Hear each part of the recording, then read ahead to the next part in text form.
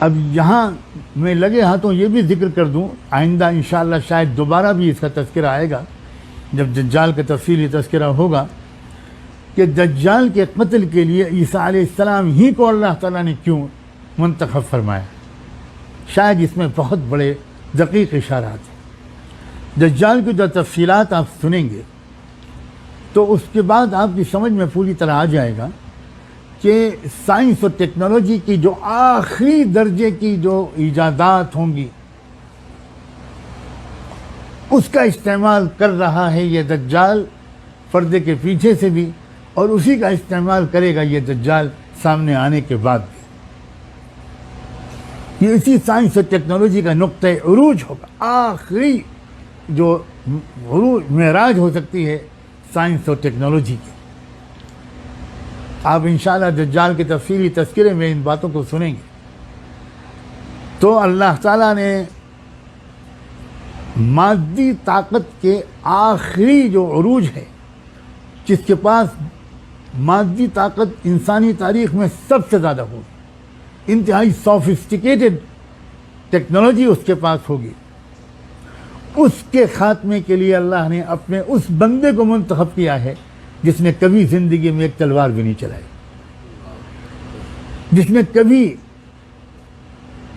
ہماری اصطلاح کے مطابق کوئی جہاد نہیں کیا، جس نے کبھی کسی فوج کی قیادت نہیں کی، جو سر تاپا روحانی شخصیت ہے اور عجیب غریب روحانی طاقت اور تاثیر ان کے پاس تھی۔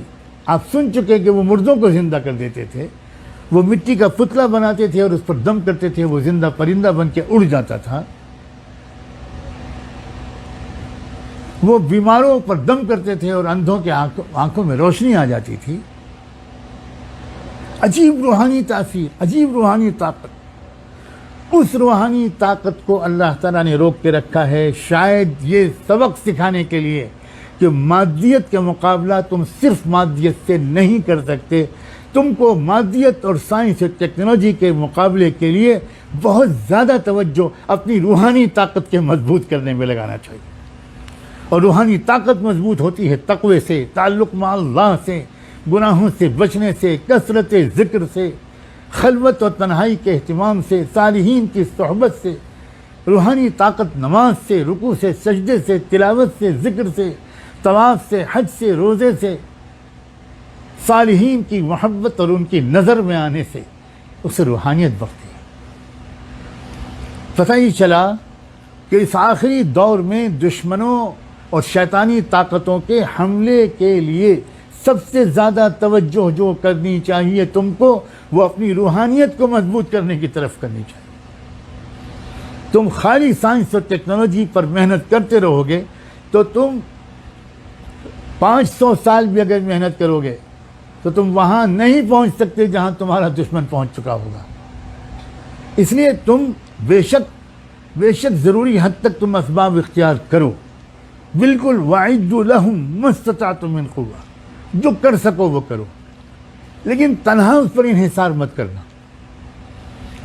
تمہیں غلبہ پہلے بھی کبھی تنہا ظاہری اسباب کے ذریعے سے نہیں ملا تھا، اور آئندہ بھی کبھی بھی تم کو صرف ظاہری اسباب کے ذریعے غلبہ نہیں ملا۔ اگر ظاہری اسباب ہی فتح و شکست کے معیار ہوتے تو بدر میں کبھی اہل بدر کو 313 صحابہ اور ان کے قائد محمد رسول اللہ کو فتح حاصل نہ ہو۔